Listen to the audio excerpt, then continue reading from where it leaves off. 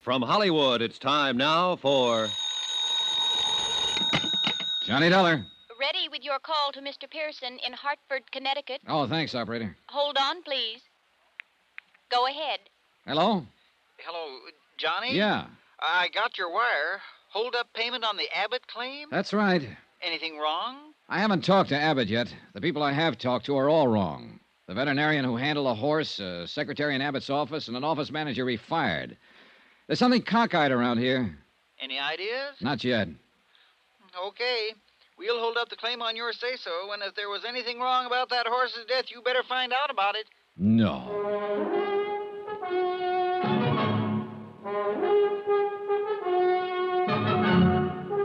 Tonight and every weekday night, Bob Bailey in the transcribed adventures of the man with the action-packed expense account, America's fabulous freelance insurance investigator. Yours truly, Johnny Dollar.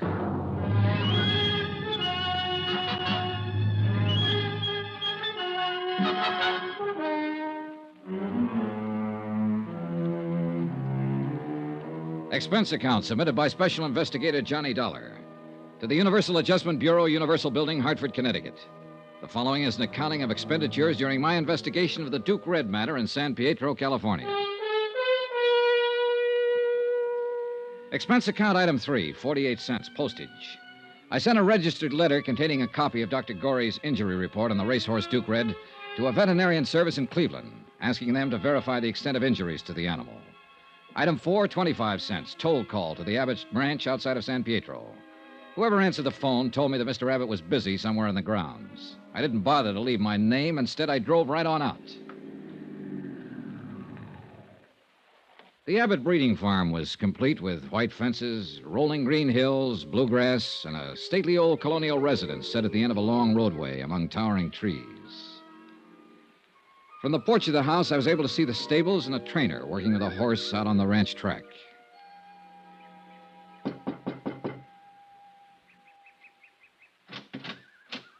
Yes, sir. Good morning. Good morning. My name's Johnny Dollar. I'd like to see Mr. Abbott, please. Yes, sir. Come in, please, sir.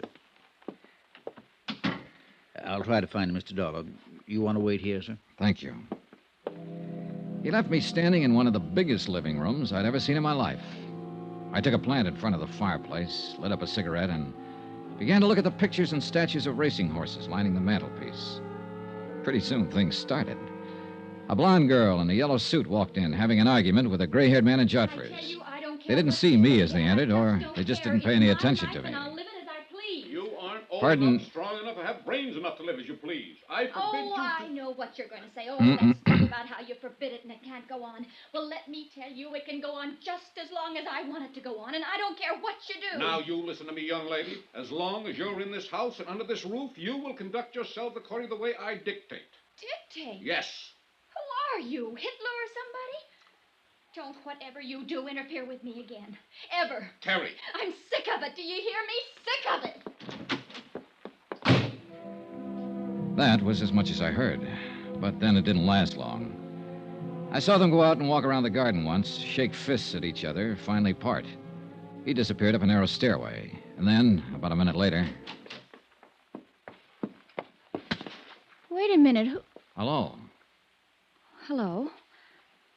How long have you been here? Too long. Oh. Why didn't you speak up? Well, I cleared my throat a couple of times, but no good. Then I tried to look like I didn't hear anything. Nothing seemed to work. If it helps any, I'll keep it all under my hat. I won't tell a soul. He doesn't like the company I keep. What do you think of that? I don't know anything about it. Give me a general viewpoint at least. Well, I've run into a lot of parents who don't approve of the kind of company their sons or daughters keep. In my court of human relations, parents don't always know what kind of company their daughters and sons need. When those daughters and sons reach the age when they need company. Good. You're on my side. I didn't finish. On the other hand, daughters and sons have the same problem. They don't seem to know either. You're a coward. Who are you? Johnny Dollar, I'm here to see Mr. Abbott about insurance. Was that Mr. Abbott? Yes. You're not an insurance salesman. You're here about Duke Red, about what happened to him, aren't you? That's right. I'm Terry Abbott. Glad to know you. How much money did Daddy have Red insured for? $65,000. $65,000. I don't suppose you have a cigarette. Sure.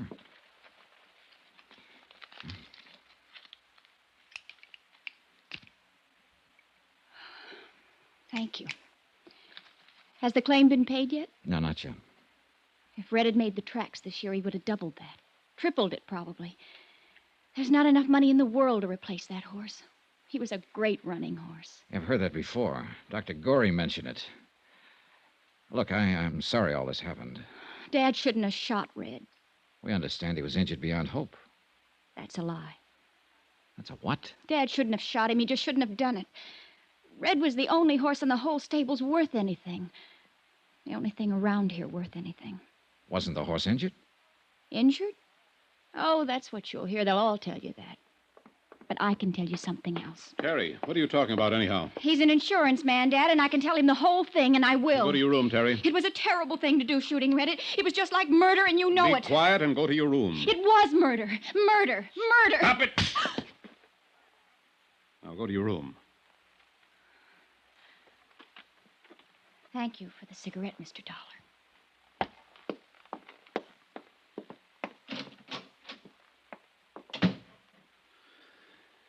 Oh, she's been terrible about all this.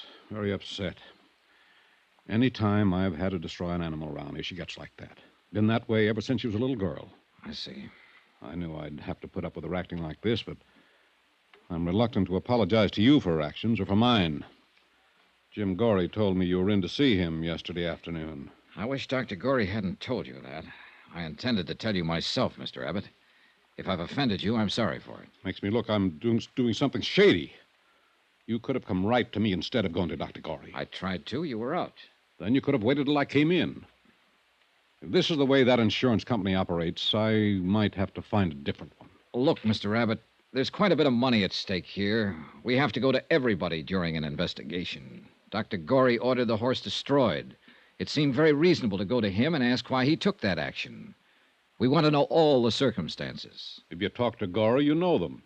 Why are you bothering me? What do you want? I want all the information you can give me about the accident. The time, date, people who saw it, exactly what happened, where it happened. Do you always handle a case this way? It's the way I'm handling this one. I don't like it very much, sneaking around behind my back. No matter what you think of me or my methods, Mr. Abbott, I'm the man assigned to handle this claim.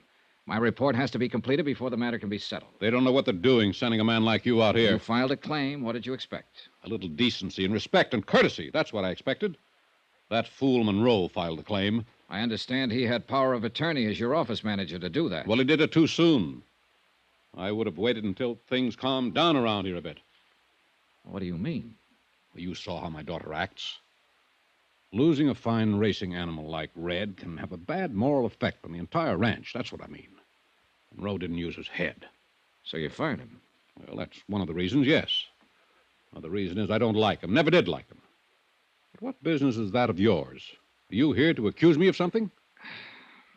Mr. Abbott, we'll pay off your claim when we're satisfied the circumstances were proper. We're not satisfied now. Let's discuss those circumstances. I'm not afraid of you, Dollar, or your insurance company. I don't like you snooping around my office in town, talking to my friends about me, talking to my daughter about me. No man would. If I don't get my information from you, Mr. Abbott, I'll get it somewhere else. That'll drag this whole matter out. What I've seen of you so far and what information I do have isn't exactly in your favor. I don't like that kind of talk. You don't seem to like anything about this. Now, how about it? Do we keep this up or do we get down to business? The trainer was bringing Red back from his afternoon exercise. Outside the stall, Red got scared. A mouse or something. He reared back and jammed into the blade of the tractor we use out on the track. It cut into his Achilles tendon, hamstrung him. When Dr. Gorey got here, he said that Red didn't have a chance, so I shot him. I'd like to talk to the trainer. What's his name? Tom Warner. Where can I find him? He isn't around anymore. I fired him right then and there. Told him to get off my property and stay off. Where'd he go, Mr. Abbott? I don't know. He took his things and cleared out as fast as he could. He knew better than to hang around here. Well, what do you mean by that? What I said. He knew better. That's what I mean. Well, I'll have to find him and talk to him. Who else was there when it happened? No one. Just me. The rest of them were up at the house having dinner. No stable hand, chore boy? I just told you. No one. How about right afterwards? I went to the office in the stable and called Dr. Gorey. Before or after you fired Tom Warner? After I fired him. You were there alone with an injured horse. You didn't call up to the house for help, send for anyone up there. You went in and called Dr. Gorey? Yes, we handled it together. Any objections? It would have been better. Perhaps we could have avoided all this unpleasantness if you'd left the remains for us to examine.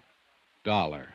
I've got maybe 150 head on this farm. Now and then accidents happen. If one of my stock is dead, I get rid of it as fast as I can with as few people as involved as possible. I do that for a number of reasons. That's the way I operate. Nevertheless, you were aware the insurance company would ask you for proof of loss in this matter, and if you... The insurance company does not run my farm. I run a dollar, and I take orders from no one. Look, I'm trying to tell you the problem we face. We have no carcass to examine. Therefore, we have to ascertain the facts from other sources. Did your daughter see any of this? The accident or destroying the horse? Terry. Yeah. Of course not. You mean those crazy things she was saying when I walked into the room? Well, in view of the crazy circumstances, what she was saying might be worth listening to, Mr. Abbott. Huh. I had the impression that she saw the accident. Pipe dreams. She wasn't even around. I'd like to talk to her just the same. Cully! Cully! You talk to anybody you like, Dollar. I don't care. But I hope you made notes today because you've already got all the information you're going to get from me. Yes, sir, Mr. Abbott. Yes, sir. Cully, I want you to look at this man. Yes, sir. His name's Johnny Dollar. Yes, sir. If he comes knocking at this door again, if he even comes to the front gate, if you see him on the grounds ever again, throw him out. I don't want him around here. Yes, sir, Mr. Abbott. And right now, Cully, you can just show him out. You're being foolish about this, Mr. Abbott. Show him out, Cully. This way, Mr. Dollar, sir. Never mind. I can find my own way.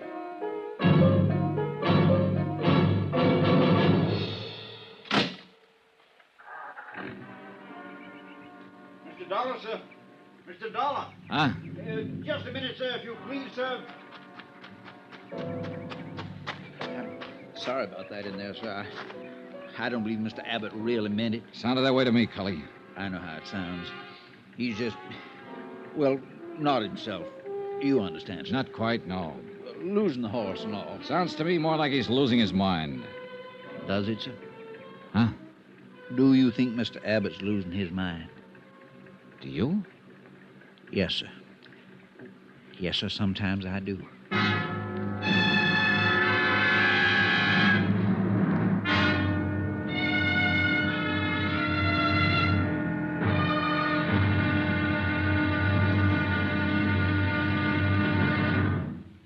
Now, here's our star to tell you about tomorrow's intriguing episode of this week's story. Tomorrow, the whole case starts to fall apart like a man full of bullet wounds, which is just about the case. Join us, won't you? Yours truly, Johnny Dollar.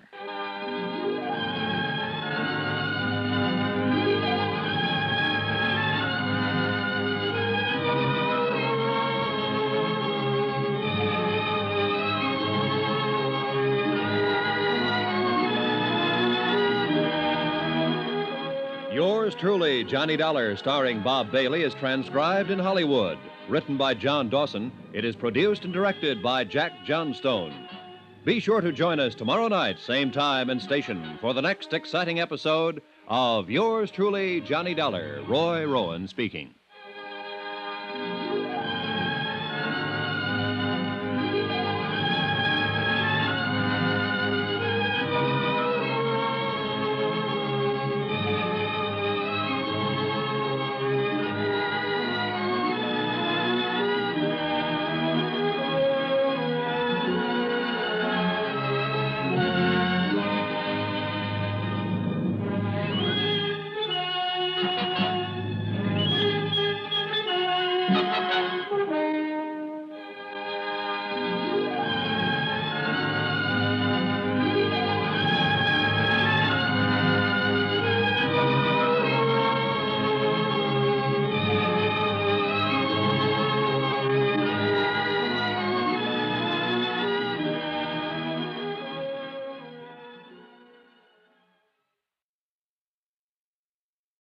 From Hollywood, it's time now for... Johnny Dollar. Who? Johnny Dollar, the insurance investigator. This is Miss Abbott, isn't it? Yes. What are you doing in the stable office? Waiting for you to call me. Your father threw me off the farm a few minutes ago. A man named Cully who works for your dad said he really didn't mean it. Said he'd fix it up for me to talk to you. Cully. I guess that's why he asked me to phone the stable office. You told me the horse wasn't injured, shouldn't have been destroyed. Oh, I hope you didn't believe all that, Mr. Dollar. Well, now look, I've got to settle a $65,000 claim on the death of a racehorse. The carcass was cremated, and I have no evidence that the horse was destroyed or even injured. I don't know what to believe yet, but I can tell you this. Don't ever talk to an insurance investigator the way you did earlier today, not unless you can back it up. My, you sound grim. You sound like it's a laughing matter. Hardly anything's a laughing matter. I'll be right down.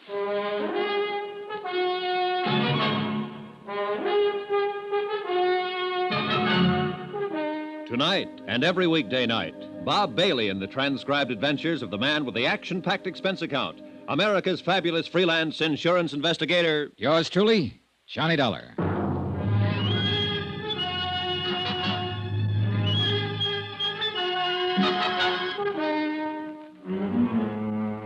Expense account submitted by Special Investigator Johnny Dollar. Location, San Pietro, California. To the Universal Adjustment Bureau, Universal Building, Hartford, Connecticut. The following is an accounting of expenditures during my investigation of the Duke Red matter. 15 minutes after I spoke with Terry Abbott on the phone, I looked out the window of the stable office and saw her starting down toward the stables. She'd changed clothes. This time she was wearing blue jeans and riding boots. She carried a quirt in one hand, a cigarette in the other. There was a scarf or some such tied around her hair. All in all, it was a classic impression. Rich girl, racing horses, and fast cars. She wore a disdainful pout, also classic. Hi. How do? Father asked me where I was going, and I told him I was going for a ride. Why'd he throw you out? He didn't like questions I asked him, I guess. I don't know. Maybe I won't like the questions you ask me. Possibly. Probably. You don't really work very hard trying to please anyone, do you? Industrial hazard in my business. Hope it doesn't bother you too much, Miss Abbott. Nope, I like it. You're so darn sure of yourself, and you know so darn little, and you look like you might be thinking all kinds of things. How tall are you? No, let me guess. 6'1"? Not quite. Well, you're tall enough, I suppose. Do you like this office? I suppose you've been opening the files and going through all of Father's papers. That's what you're supposed to do, isn't it? Nope. Well, unless you know something about horses, the papers around here wouldn't mean much to you. Times, weights, whole schedule and chart for every bit of stock on the place. Do you know anything about horses? Just one. Duke Red. Oh. He was insured for $65,000. And he's dead now. You know, I didn't think I'd ever see you again. I wanted to talk to you before I left. What about? I didn't insure Duke Red. My father insured him. Your business is with my dad, not me, Mr. Dollar. Pardon me if I seem a little confused, but earlier today you were very anxious to tell me something about all that. Was I? Yes, you were. Hey, what is this anyway? I wish we hadn't met. But we did, and you mentioned there was no need to destroy Duke Red after he'd been injured. Now, did you say something like that to me because you were angry at your father? Or did you say it because there was some truth to it? Well, now, what's that supposed to mean? Do you just stand around and pout when people ask you questions? Did you mean that horse wasn't injured, or that he was injured, but that he could have been saved? Well, did you have any reason at all for saying the things you did? I've been very upset lately. All of us around here have been very upset. Yeah, I'm getting that way myself. Duke Red was the best horse we've had around these stables in 5 years. His father was a real champion, Earl Red, and maybe you've heard of him. He earned $190,000. We've all been counting on Duke Red since he was a colt. He had it then. This was going to be his big year. When this stupid accident happened, it just turned all of us upside down. Uh-huh. Is that your explanation for the things you said to me? Yes, for the moment. Now, please, don't ask me any more questions right now. One more. What? Your father fired a couple of people I wanted to talk with. One of them was a Howard Monroe. Dad's office manager. Yes, I met him a couple of nights ago. He wouldn't talk. He was too mad. Said something about letting your father handle his own dirty business. What? Now, I don't know what that meant, and I don't think I care just now. But the other man who was fired was a horse trainer named Warner, Tom Warner. According to your father, it was Warner's neglect that caused the horse to stumble and back into the tractor blades. What? Warner isn't around here now, but he must be somewhere, and I want to talk to him. Now, where can I find out his address? He's from Baltimore, Maryland. Baltimore. What about his address? Well, it'd be in the personnel files. You can get those at the office in town, in San Pietro. Okay. Do you think he went there? I don't know. And what's more, I don't care.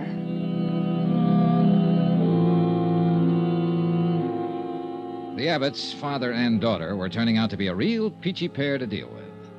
I left them in their racing farm and drove back into San Pietro and the offices where I obtained the Baltimore address on Thomas Warner. Expense account item 4, $1.05, one telegram. To Hartford and the office of Niles Pearson, requesting a complete record of Benjamin Abbott's financial status. Item 5, $1.60, another telegram. To Thomas Warner, horse trainer, requesting him to contact me as soon as possible at the San Pietro Hotel. Meanwhile, I did what I could to establish Abbott's local credit standing. I started with a bank. Dollar? That's right. What's it about? I'm an insurance investigator. I'm working for Universal Adjustment Bureau. We have a claim in on a property of Benjamin Abbott. Duke Red? That's right, $65,000. Wow. Yeah. That's quite a load. What can the bank do for you? Tell me about Abbott's credit situation, for one thing. Oh. He does bank here, I presume. Yeah, for years. My name's Dale Ryan. We better go in my office. Sure. Grab a chair, Dollar. Thanks. Miss White, Yes, Mr. O'Ryan. bring in Mr. Abbott's file, please. Up to date. Yes, sir. It'll take a few minutes, Dollar. All right. Maybe you can give me a rundown on how things are generally. Maybe. This is all confidential, I suppose. Absolutely, Mr. O'Ryan. I have no axe to grind. You must have something to grind, or you wouldn't be here. People usually try to cheat insurance companies for money reasons, don't they? Well, usually, yes. Have you been cheated? I don't know. I don't know if there's any reason for us to be cheated. Look, maybe it'll put your mind at ease if I just tell you that a man with a $65 claim has his financial situation checked as a matter of course. You're a careful bunch of cut-ups, aren't you? Well, business being the way it is, yeah. Well, I don't think you'll find too much to raise an eyebrow about with old Ben. He's got one of the largest balances in town. Roughly, it'd be in the $100,000 area. Yeah, racing horses is quite a business, and he knows what he's doing. I doubt very much if he'd try to bamboozle you people out of a tiny little $65,000. Well, That's small change to Ben Abbott. That ranch, the stock, his investment there must come to well over $1 million. He meets a weekly payroll in the $10,000 class. Terry must run him a couple of thousand a month or so. you mean his daughter? Yeah. You met her? Yeah. Well, when Terry wants a new car, she just parks the old one she's been driving and takes a plane to San Francisco and buys a new one. She might even feel like having a vacation and fly over to Honolulu. She's very expensive that way. If what you say is true, she must be. No doubt about it. Well, she'll probably be marrying somebody one of these days as soon as she can find a guy who can stand the freight charges. I figure it'll be one of that Los Angeles oil gang or somebody from Texas. Oil's her best bet, don't you think? Well, That is, if she wants to stay in her social circle. It isn't very wide, naturally. naturally. Oh, yes? Mr. O'Ryan, Oh, come in, come in. Mr. Abbott's folder. Oh, thanks. Well, here it is. See for yourself. Yeah. There's a lot to it. You want to take that office over there and look this over, Mr. Dollar? Mr. Dollar. Yeah, I think I'd better.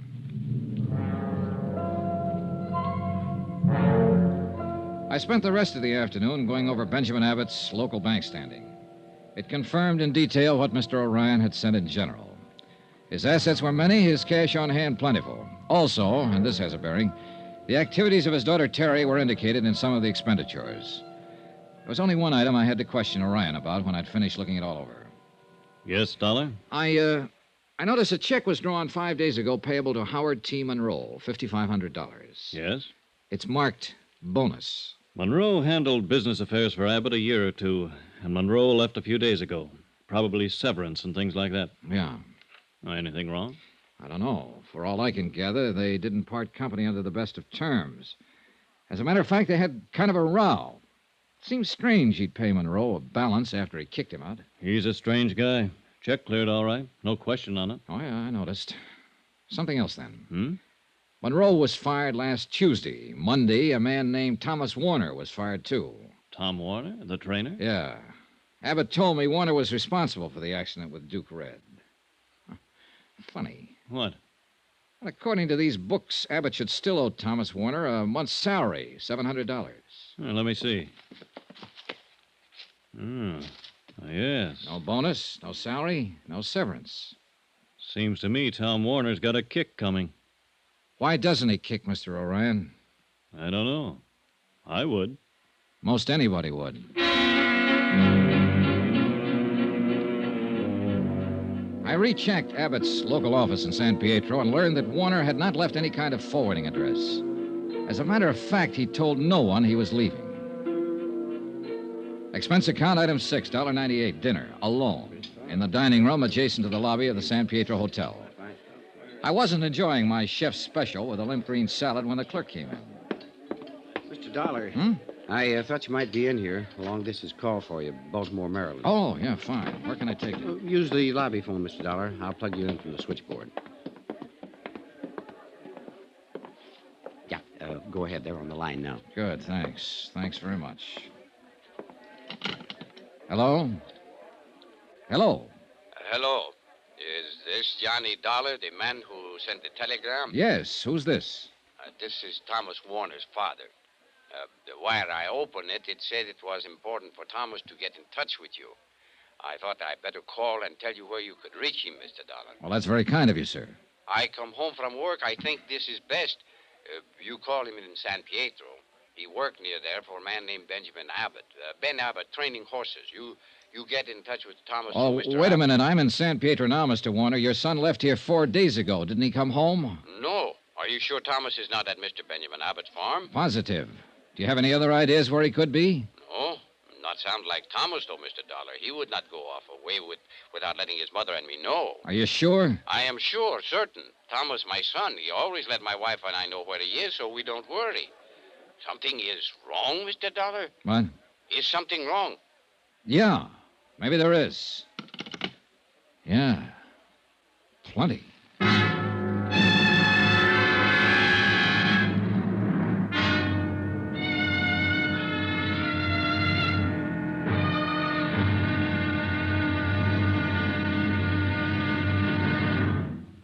Now, here's our star to tell you about tomorrow's intriguing episode of this week's story. Tomorrow?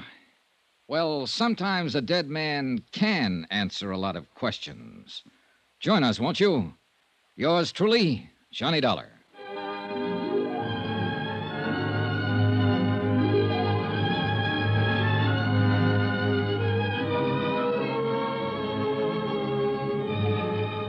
Yours truly, Johnny Dollar, starring Bob Bailey, is transcribed in Hollywood. Written by John Dawson, it is produced and directed by Jack Johnstone.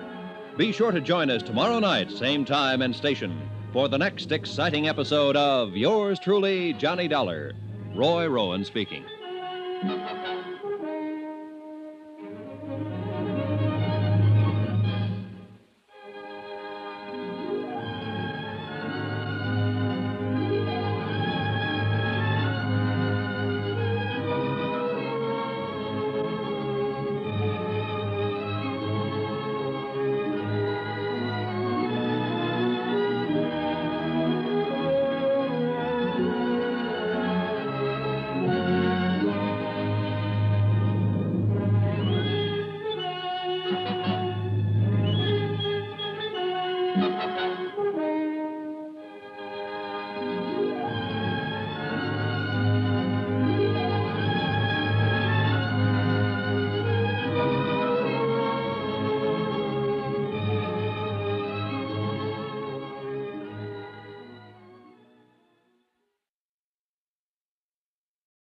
From Hollywood, it's time now for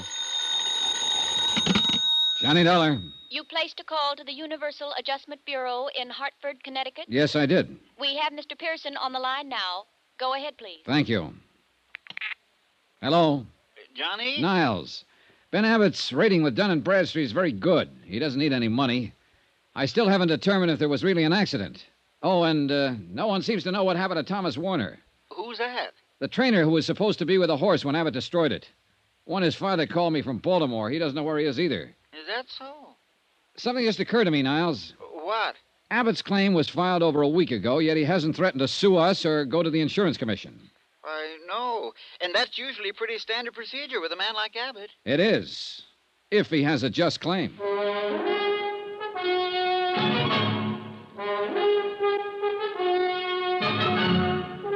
Tonight and every weekday night, Bob Bailey in the transcribed adventures of the man with the action-packed expense account, America's fabulous freelance insurance investigator. Yours truly, Johnny Dollar.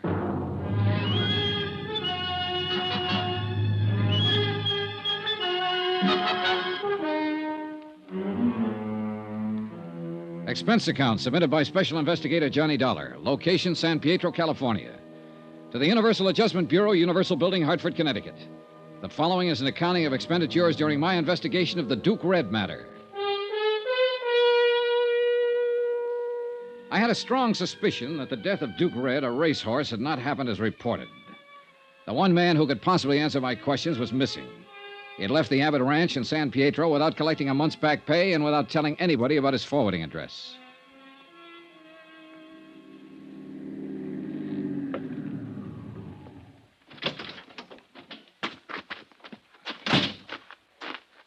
Just a minute there, sir. Hi.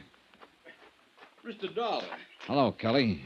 Mr. Dollar, you can make this pretty hard for me. Mr. Abbott told me I shouldn't let you on the ground. Well, now, you didn't strike me as the kind of fellow who took that order too seriously. What do you want, sir? I want Thomas Warner, wherever he is. Well, he isn't here. I know that, Kelly. I want to find out where he is. Probably went home. I talked to his father in Baltimore. His father hasn't heard from him. Oh. Wouldn't you like to know where he is? Men come and go, Mr. Dollar. You're friends with them for a little while, and you never hear from them again. I reckon that's the way we have to look at it. Now, maybe you better go now, Mr. Dollar. Suppose he didn't want to go without saying goodbye. Suppose he didn't have a choice. What do you mean?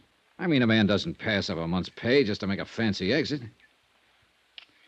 We can't talk here, sir. Where did Thomas Warner stay? He had a room off the stables, his own place. How about there? All right, Mr. Dollar. You wait for me, sir.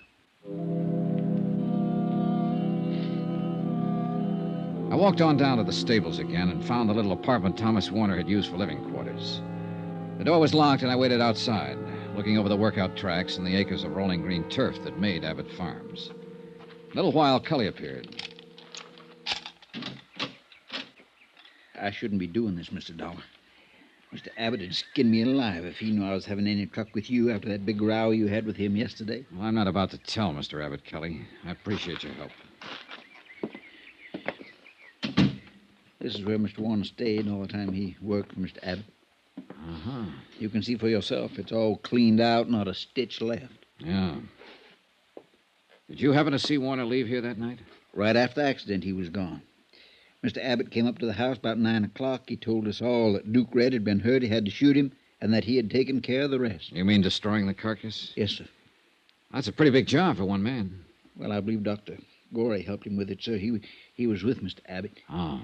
Then Mr. Abbott told us that Mr. Warner was to blame for the accident and that Mr. Warner wasn't with us anymore. I wonder if any of the others saw him actually leave the premises. Well, now, we talked about that amongst ourselves. Nobody saw him go, Mr. Dollar. We thought it was kind of funny. Tom was a friendly, quiet sort of man, but he had a lot of friends here. Mm-hmm. It kind of disappointed us all, I guess. Did he have many things in this room? Clothes, mostly. He was a light traveler, Mr. Dollar. Horse training was just one thing. He worked on ships and in mining camps and lumber mills, I know that much, and he read a lot.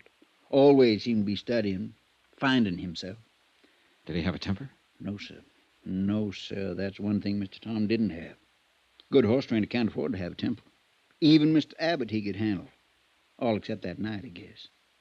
Mr. Abbott got powerful mad, I'm sure. Mr. Abbott is not an easy man to work for. How long have you been with him, Cully? 23 years, sir. We were together in Maryland before he moved the stables to California. His bad temper hasn't bothered you? Mr. Abbott was different than he is now. I mean, when Miss Abbott was alive. But then when she died and raising Miss Terry, he hasn't had it so easy. I mean, easy with himself. You know what I'm trying to say. Yeah, I think so. I worry about Mr. Abbott, Mr. Dollar. He don't seem to run himself well sometimes. You know what I mean. Yeah. Maybe Duke Red being gone now will help. Mr. Abbott counted on that animal a lot.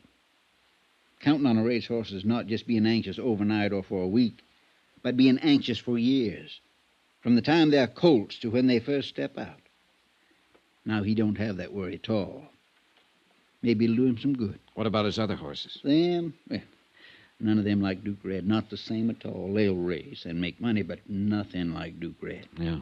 Mr. Warner said he was a fine horse. Tell me, what kind of a car did Mr. Warner drive? Well, he didn't have a car, Mr. Dollar. How do you suppose he left here? He must have been carrying luggage. I reckon so. He could have lugged him out the highway and flagged himself a ride or waited for the bus. They come by all the time. Think he might have called a cab in town? Didn't use a house phone. Maybe the one down in the stable office. Maybe someone drove him in, Cully. Miss Terry might have, sir. Huh? Miss Terry drove Mr. Warner around now and then. Did Mr. Abbott approve of that? No, sir. He did not. After my talk with Cully, I took a chance and hung around the stables trying to get a line on Thomas Warner. Ben Abbott's belligerent attitude seemed to permeate the whole farm. The horse handlers I talked with were grumbling and complaining. I was able to learn nothing from them. I decided to tackle Abbott himself again. He wasn't in, but his daughter was. Well, you came around just the right time, Mr. Dollar. We haven't had too much excitement around here all day long. I think they're supposed to toss you out on your ear when you show up. That should be interesting. Would you like a drink? No, not right now, thanks. Not right now, thanks. Now, isn't that the end, the bitter end? So precise, so efficient, so determined, so anxious to do a good job. To be a sober, steady, substantial, expert bore. Now, what is it? Who are you mad at, Terry? Tom Warner? Why should I be mad at him? Horse trainer. Because he left and didn't say goodbye? Maybe. You know, when I first came in this house 2 days ago, you were arguing with your father. I couldn't help overhearing it. Was that about Tom Warner? Yes. Dad said he wasn't good enough for me. I'm all right now. Something else that day. That business you were telling me about before. It'll have to be looked into. Why, for heaven's sake? Because you intimated that your father and Dr. Gorey might be lying about the whole thing. Do you realize that if there's any truth to it, your father'd be liable for criminal charges? I know. I was just trying to put Dad in a bad light with you. It was just for good old-fashioned first-class spite. Him telling me about not seeing Tom and all. We've been arguing for weeks about it. When I saw you the other day, I thought it was a good chance to get back at Dad. I see. Tell me about the trouble over Warner. Why tell you? Well, let's say I'm an interested party. I like you, Terry. Well, Tom and I saw quite a bit of each other, and Dad never liked it. I suppose because I'm all he has left. Mother and Bob, he was my older brother, were killed in an airplane accident a few years ago. Dad's always expected me to marry one of the Long Island horse set, the turf, something, I don't know. Anything but a horse trainer. He's been looking for an excuse to get rid of Tom. Your father doesn't strike me as the kind of man who'd have to give an excuse to fire someone he didn't want around. Well, he found an excuse. He blamed the accident on Tom. Do you think he's mad? What's that? Nothing. Do you suppose your father will ever calm down so I can talk to him? I don't know. The Abbotts have always been a terribly angry group of people, very emotional. There doesn't seem to be much of a let-up these days. Terry, is that what you meant when you asked me if I thought your father was mad? I suppose so. It's almost as if he's been on the verge of something lately, something desperate. His moods frighten me sometimes. They didn't used to. I don't easily frighten. But looking back, 2 years ago, Daddy bought a new car. We were out driving one day right after he bought it, and something went wrong. The gear shifter, some little thing. Well, Daddy was so angry, he just backed the car up and smashed it into a cement wall and left it. That was when he first frightened me. The first time that I can remember. Have you been frightened much? Since then? Oh, yes, many times. That's why Tom was so nice to have around. He never became angry. Never did things like that. Like the men I know. Tom sat quietly, and he let me sit beside him, reading, talking. I'm not that kind, really, of course, but I liked it with Tom. I liked it very much. You asked me about him, Johnny. Well, I'll tell you. If he'd come to say goodbye to me, there would have been no goodbye. I would have gone away with him anywhere.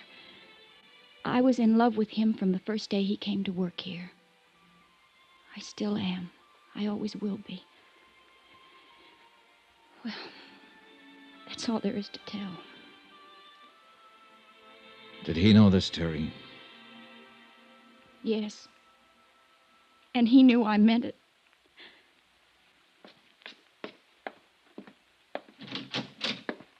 I do. Hi. What can I do for you? Constable in? I'm in. I'm the constable, Tad Polk. My name's Johnny Dollar. I'm from Hartford. Mm-hmm. What's your trouble, Mr. Dollar? Well, I'm worried, I guess, Mr. Polk. I walked around for a long time before I came in here. Yeah, sit down. Yeah, hardly anybody drops in this time of night, unless they're drunk. How about you? Nope. No, didn't think so. Mr. Polk, I'm an insurance investigator. I've been in San Pietro 3 days now trying to get the facts about a claim filed by Benjamin Abbott. Mm-hmm. I suppose about his horse, Duke Red. That's right, Mr. Polk. I can't seem to locate a man named Warner, Thomas Warner. Worked as a trainer for Abbott up until the day of the accident. Go ahead, sir. Warner and Abbott had an argument over the accident. Warner left. He was fired. His folks in Baltimore haven't heard from him, and they're worried. I can't seem to get a line on him myself, and I need to talk to him. Yes, well, what exactly do you want me to do for you, son? Help me find him. You sure he's missing? He isn't around. You want to make out a missing persons complaint, that it? I suppose so, yes. Yes, all right. Now, you just sign here. All right. There. You guarantee results? I might surprise you, mister. I'll let you know what happens.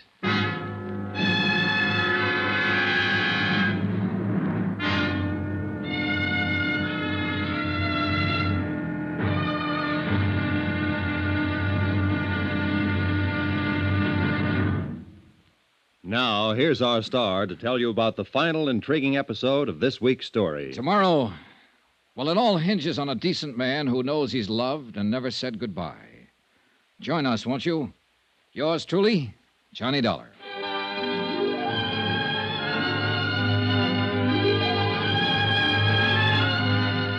Yours truly, Johnny Dollar, starring Bob Bailey, is transcribed in Hollywood. Written by John Dawson, it is produced and directed by Jack Johnstone. Be sure to join us tomorrow night, same time and station, for the next exciting episode of Yours truly, Johnny Dollar. Roy Rowan speaking.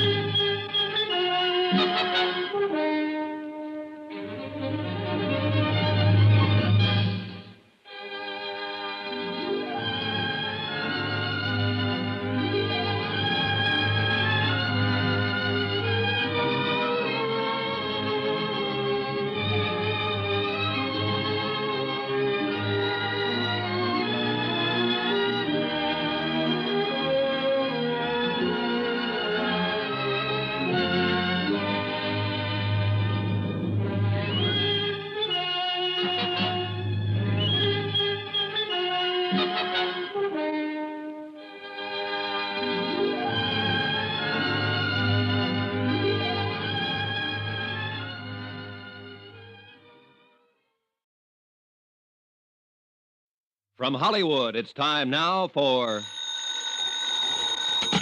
Johnny Dollar. This is Dr. Gorey.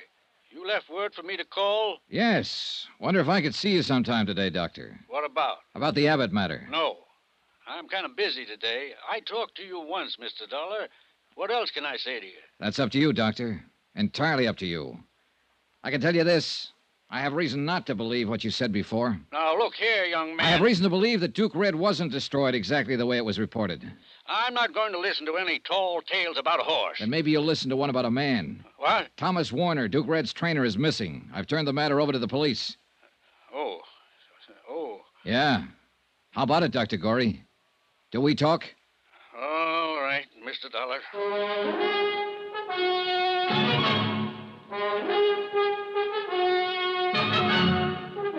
Tonight and every weekday night, Bob Bailey in the transcribed adventures of the man with the action-packed expense account, America's fabulous freelance insurance investigator. Yours truly, Johnny Dollar.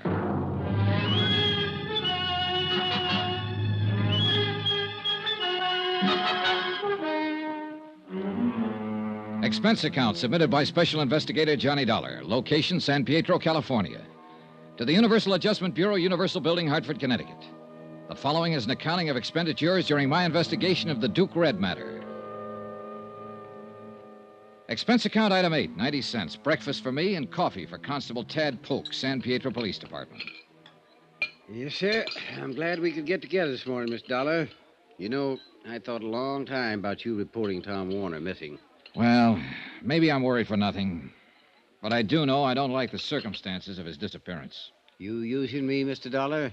What? You know I got a police force of 4 men. We can't conduct any sizable investigation into a disappearance. Just aren't equipped for it. I thought it might be something like that. I don't want to be spending civic money to satisfy some doubts in the mind of your organization. It's not my province, Mr. Dollar. Look, the man's missing. Nobody knows where he is. He didn't leave a trace. He did leave a month's pay behind him. He left after an argument with Abbott. Nobody saw him leave that farm, Constable. No one knows where he is now. Now, just hold on to your britches, boy. I didn't say I wouldn't do anything about it.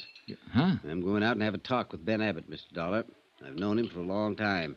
Think maybe I can find out something about this. We'll see what happens there first, then make some plans. That sounds fair enough, Constable. Where can I get in touch with you in case I have to? I'm going over to see Dr. Gorey this morning. After that, I'll be at my hotel. Fine. Dollar? Yeah? You think something might have happened to Tom Warner? Yeah, Constable. I sure do. Expense account item 9, $2.50. One long-distance phone call to Hartford. I explained the matter of Tom Warner and requested Niles Pearson to have a man in Baltimore start checking with Warner's parents there in the event some lead as to his whereabouts might turn up there. After that, I drove out to see Dr. Gorey, veterinarian. You know, you have a way of not being very nice on the telephone. What is it now, Mr. Dollar? I just talked to my home office in Hartford, Dr. Gorey. They aren't very happy with the way this case has been going. They're too bad about them in Hartford. How does it affect me? Well, they're just about at the point where they might close it and call me back home. All this fuss, and they're going to pay the claim? No, not at all. I don't mean they're going to pay at all. What? They can do one of two things. They can appeal to the Insurance Commission for a judgment. They'd have a point. No reliable or cooperative witnesses saw the accident to the horse or the circumstances of it. What's more, there's no carcass. For all we know, the horse may be down in Mexico. Now, look or here. They can institute proceedings against Abbott, charge him with attempt to defraud. That's ridiculous. Why would a man worth almost $1 million worry about an insurance policy? Well, of course, it's ridiculous to you and me, Doctor. But then legally, it's not ridiculous at all. I can pretty well put some things together. Abbott didn't even want to file a claim for the loss of that horse. As a matter of fact, he fired his office manager, Monroe, for filing the claim. Fired him and paid him a bonus to get out and stay out so Monroe wouldn't have to answer any questions. True? Possibly. Abbott blamed the accident on Thomas Warner and fired him, too. Warner hasn't been seen or heard of since. Now, you said on the phone... I didn't say it, but I'll say it now. Abbott hated Warner because Warner was seeing his daughter. I'll also say Abbott never struck me as a man who could control his hates. Tom Warner's nothing to me. I don't know anything about him. But Ben Abbott is something to you. Now, look, Doctor. I spent some time checking you out because you're one of the parties who can help settle this thing. You've been in practice around here for a good long time. People seem to think a lot of you. I hate to see a nice guy like you get the book. I think I can stop that if you cooperate. Now, look here. Forget I'm an insurance investigator. I'm just a guy giving you some information. When I said my company's ready to turn the matter over to the Insurance Commission or file charges, it means that Abbott will have to sue for settlement. And that's just what we'd want him to do. In court, he'd have to produce Thomas Warner and prove his story of the accident. I don't think he can produce Thomas Warner. With what we have so far, Abbott would lose the suit, and the insurance company wouldn't fool around then. There's no outfit tougher than an insurance company when somebody's trying to cheat them, whether it's inadvertent or not. You'd have to be in court, too, Doctor. Oh. Do you see what I mean? Yes. Well, how about it? Can you give me the real story now? I've been Ben Abbott's friend for 20 years. And he asked you to lie for him. That's understandable to me. In a court, though, it's perjury. What did it do to him? That's up to the company. I'll have to hear your part of it first. Duke Red was dead when I got out there that night. Ben had shot him. Duke Red hadn't had any accident. Ben made me promise to tell you that he had. Ben had just shot him. Shot him? But why? Duke Red wasn't the horse Ben counted on or thought he was. He had good conformation, but he just wouldn't run. Couldn't run, I think.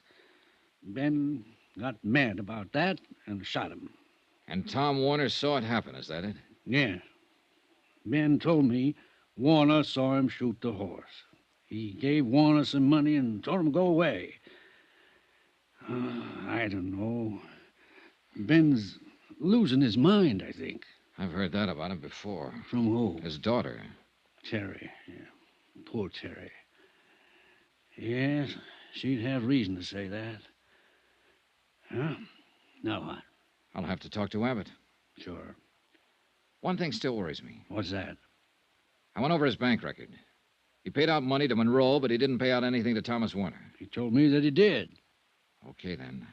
I'll ask him about that, too.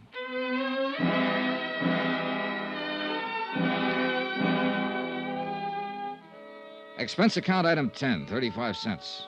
I lost it in a payphone trying to get in touch with Ben Abbott. No one answered, so I drove on out to the farm. The short winter day was over when I got there. Darkness had already come over the fields. Darkness and loneliness. Hey. Hey in there, open up. Open up.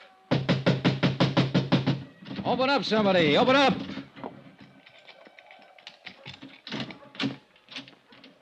Mr. Dollar, sir. Good evening. Hello, Cully. Didn't you hear me? Mr. Dollar, sir, maybe this isn't such a good time to be coming around. Is Mr. Abbott here? Yes, sir, he is. But Constable Polk was out here this afternoon asking him questions, and he got powerful mad. There's no telling what he might do. He's awful mad. Well, I'm a little mad myself. I'd like to see him. Tell him I'm here. Mr. Dollar, please. That's all right, Cully. You go ahead. All right, Miss Terry. I'll find Mr. Abbott, Mr. Dollar. Hello, Johnny. Hi. Oh, don't. Don't come any closer. Well, what is it? Why is it so dark in here? I'd rather you didn't see me just now. Huh? Terry. Vanity. A woman always has that first, they say. Oh, John. Who did this to you? Dad. He's crazy. I just don't seem to do anything to please him. Here now. Oh, Johnny, I think it's the end. Here now. Take your hands off her. What? I said take your hands off her. I'll kill you with this. Oh, Johnny, be careful. Wait a minute. I'll show you. I'll show you. I killed a man with that kind of thing. Eddie, stop it. Stop it. Terry, baby. No, don't touch me. Oh, Johnny. Oh, that's a pretty heavy cane he uses. Oh, lie still. I'll phone a doctor. No. Where'd he go? I don't know. Out that way. Johnny, did you hear? About killing someone else? He was talking about Tom Warner. Johnny, I know it. He was talking about Tom.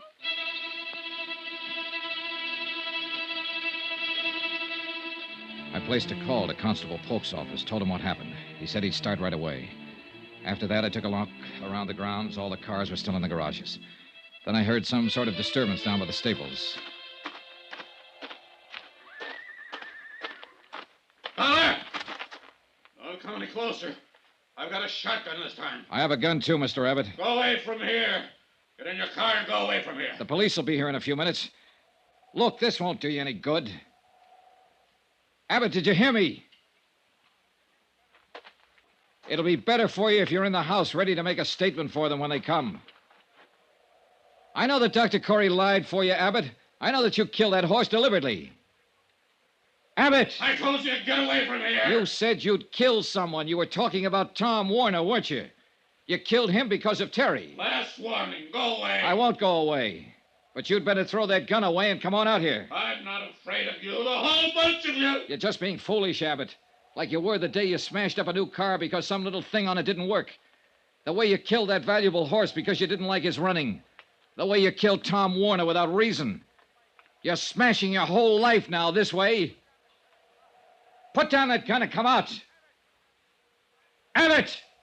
That's enough!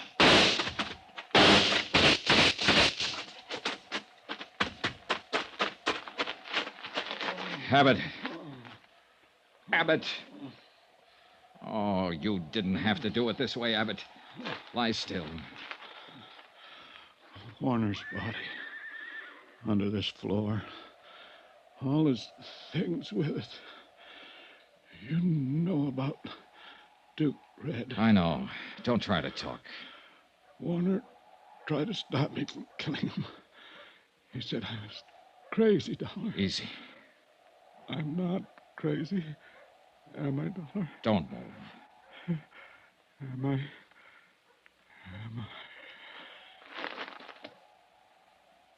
No.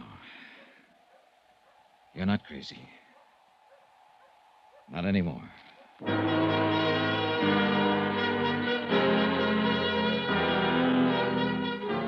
They found the body of Thomas Warner where Abbott had said it was. He'd been shot to death. Terry was still in the hospital when I packed up and left San Pietro. Expense account item 11, $65.30. Hotel and board at the San Pietro Hotel.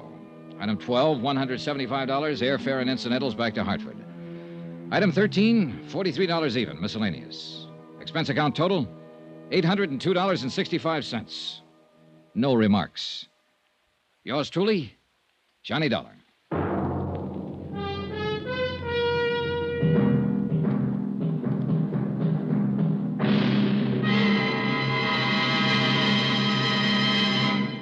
Remember, there'll be another intriguing story for you beginning next Monday night. Next week, the Flight 6 matter. A story involving a girl so beautiful that men were willing to kill for her. Join us, won't you? Yours truly, Johnny Dollar. Yours truly, Johnny Dollar, starring Bob Bailey, is transcribed in Hollywood. Written by John Dawson, it is produced and directed by Jack Johnstone. Heard in this week's cast were Barbara Fuller, Barbara Eiler, Herb Butterfield, John Stevenson, Parley Bear, Will Wright, Robert Bruce, and Forrest Lewis. Musical supervision by Amerigo Marino. Be sure to join us on Monday night, same time and station, for another exciting story of yours truly, Johnny Dollar. Roy Rowan speaking.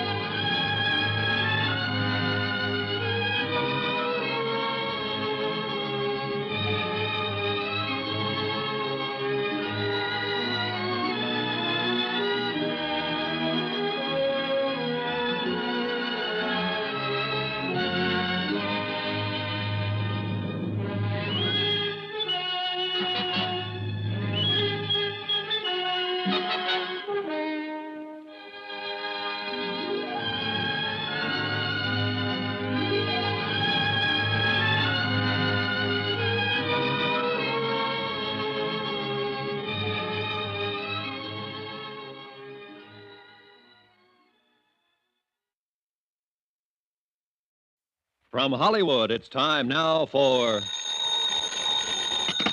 Johnny Dollar. Niles Pearson, Johnny, at Universal Adjustment Bureau. Oh, how are you, Niles? Worried at the moment. Can you help me out? I don't know. What's on your mind? $65,000 worth of horse flesh. Ever hear of Duke Red? Yeah, I think so. The Futurity last year? That's the horse. Johnny, Columbia Indemnity is going to have to settle a claim on him. Why? Duke Red was seriously injured and had to be destroyed. Did you say 65,000? Yeah. No wonder you're worried, Niles.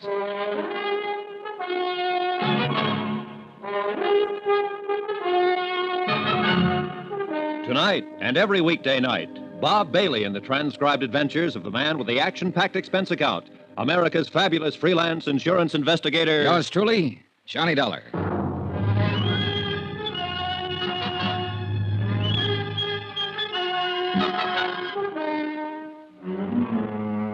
Expense account submitted by Special Investigator Johnny Dollar to the Universal Adjustment Bureau, Universal Building, Hartford, Connecticut.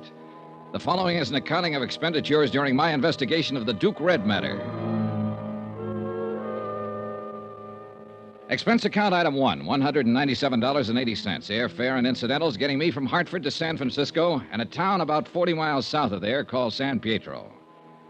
At the San Pietro Hotel, I learned that the Abbott Ranch was some 5 miles outside of town, but that the Abbott stables maintained offices in San Pietro.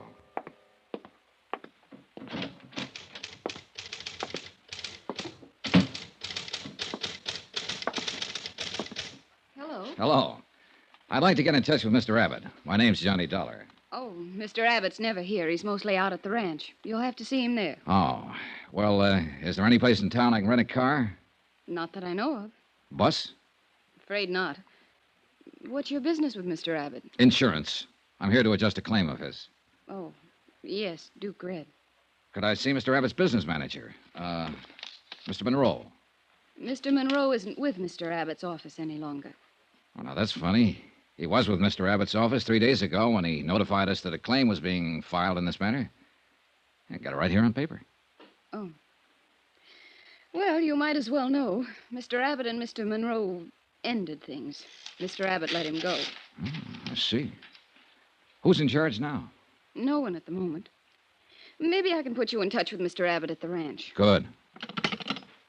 9433, please. Smoke? No, thanks. Hello, Cully. This is Judy at the office. Is Mr. Abbott there? When do you expect him? Thanks.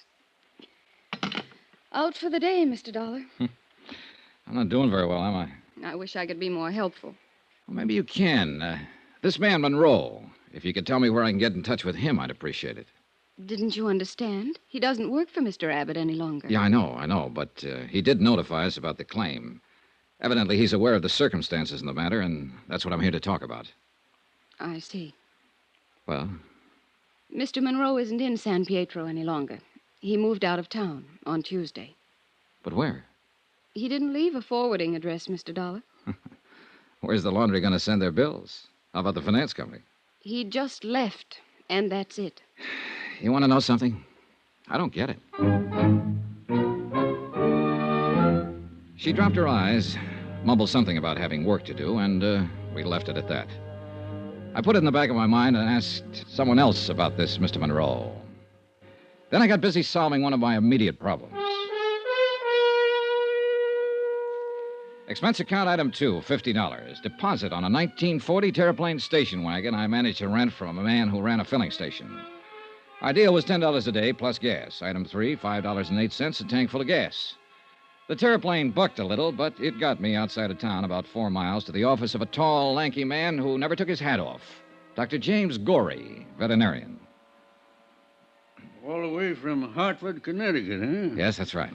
And having sunshine like this back there now, I'll bet you. You're here about the Duke, huh? Duke Red, yes. The people who wrote the policy want me to look into the matter. Hope there's nothing wrong. Is there? No, matter of procedure, Doctor. Mr. Abbott's filed a claim for $65,000 indemnity, the loss of his racehorse. Mr. Monroe, who handled these matters for Mr. Abbott, is no longer around. Oh, yes. I understood they quarreled. Yeah. Mr. Abbott isn't around at the moment either, so I came to you. I don't believe I understand this. If Ben Abbott's bought that much insurance, he's sure got a right to file a claim for damages. Well, it's just good business to get the facts, Dr. Gorey, that's all. Quite a bit of money involved here. Yes. Red was worth lots more than that, though. Oh? That horse would have won over $500,000, in my opinion. Full racing terminal. Yeah, well, it's too bad about all this. I understand from Mr. Monroe's correspondence that you treated the animal, Doctor. Yeah, yes. I take care of most of Ben's stock when they're here, when he's not on the road racing. Uh-huh. I'd like to know exactly how the accident happened, Doctor. There was something about a piece of machinery? A tractor with the blades up. Huh? Duke Red stumbled back into it hard. Cut through his right hamstring all the way to the bone. I see. Do you make out a report in a case like this? In any case, Mr. Dollar, an animal is just like a human. This one's more valuable than most, I guess. Any of them liable to get sick or hurt sometime. Here's the report. Thanks. They're pretty careful out there with all those animals. Naturally, they constitute a considerable investment on Ben Abbott's part. Yeah, sure. Most of the tendons cut, huh? Yes. Them as wasn't severed were ruptured. Uh-oh. What? Well, there's a notation about the carcass. Cremated on the premises? Yeah? Well, let's see. The accident happened Sunday night, cremated same night. Why so fast, Doctor? Ben Abbott wanted it that way. Can't blame him, I guess. Maybe not. But it'll make my job a little more complicated. Unless some x-rays were taken of the injury. There was no need for me to go into x-rays. Paralysis had already set in by the time I got there. Yeah, but that doesn't help me much, does it? Huh? What do you mean? No carcass, no proof of the extent of injury to the animal. Lord, man, the animal was in a bad way. It was a mortal injury. How was he destroyed? Shotgun. Could he have lived? I mean, long enough for me to... You don't understand, Mr. Dollar. It'd have been wrong not to destroy him with injuries like that. Mr. Abbott called you in right after the accident happened, did he? Yes, I got out there maybe 15 minutes later. Ben was alone with the horse. The minute I laid eyes on that animal, I knew he was finished, that he'd have to be destroyed. You advised Mr. Abbott that the horse had to be destroyed? I didn't have to. He knew it. He knows horse flesh as good as any vet alive. Well, did you consider calling in someone else? What? Another doctor for consultation. I tell you, man, there was no use in going into anything like that. Did Mr. Abbott ask you to call in another vet? No, he did not. Who else was there? Nobody. No stable hand? No member of Mr. Abbott's family? No. Well, who saw the accident? Mr. Abbott. Who else? I don't know, Mr. Dollar. Like I said, just Ben was there when I got there. I haven't any proof that the animal was injured. You just read my report? I've got $65,000 to worry about, Dr. Gorey. I'll need more than just a report. Young man, I've been in business here over 30 years. I've done business with Ben Abbott over 20 years. You come here asking me if I called in another vet, if I did this, if I did that. There isn't a man around here who won't take my word. Why don't you? Part of my job, Dr. Gorey. Huh? I can't take anybody's word for anything. Mr. Dollar, I'd be obliged if you'd get out of here.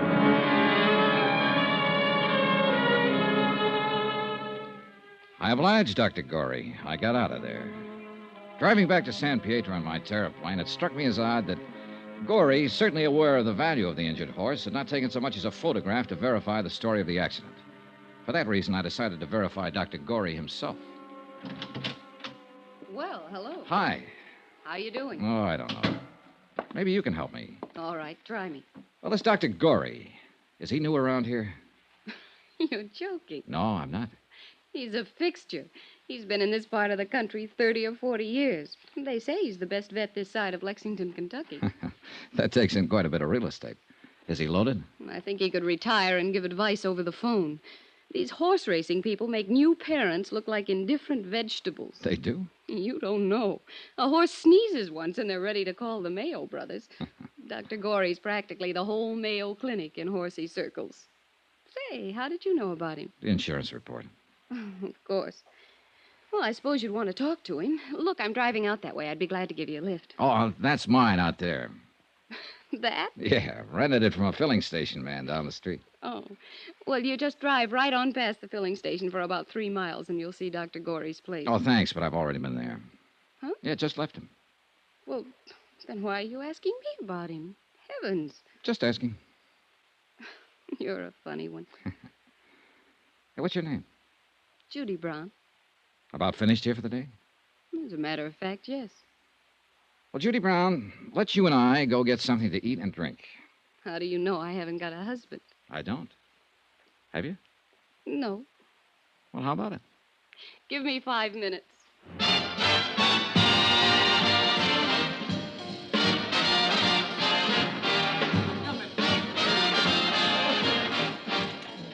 Judy, I'm going to get right to the point.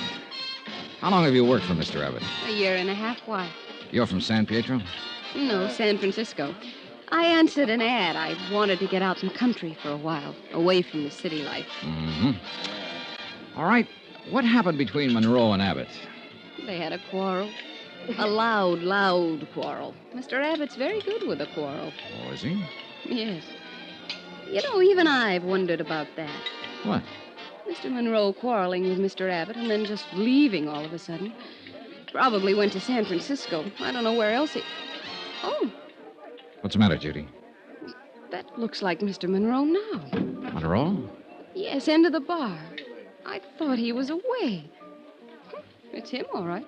Oh, I'd like to talk to him. Well, you'll have to hurry. Looks like he's getting ready to leave. Yeah. Excuse me. Sure. Hey, just a minute. You calling me? Yes, Mr. Monroe.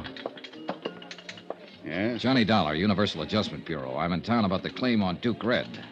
But I heard you'd left town. I had. You talked to Mr. Abbott about that claim. Well, you had power of attorney for him and signed the claim. I wonder if I could talk to you. I'm leaving town again. Right away. Well, look, can't I just have a minute of your time? It wasn't my horse. It belonged to Ben Abbott. Talk to him. Now get out of my way. Oh, hey, wait a minute. Let him handle his own dirty business. Look, Mr. Monroe. Get out of my way.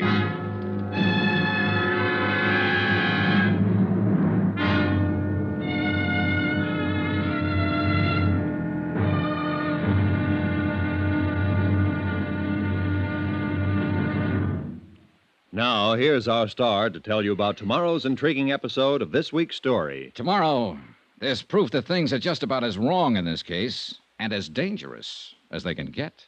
Join us, won't you? Yours truly, Johnny Dollar.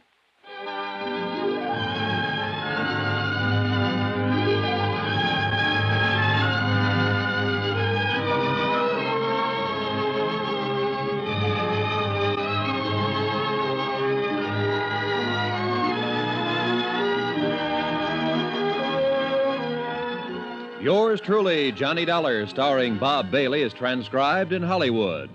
Written by John Dawson, it is produced and directed by Jack Johnstone. Be sure to join us tomorrow night, same time and station, for the next exciting episode of Yours truly, Johnny Dollar.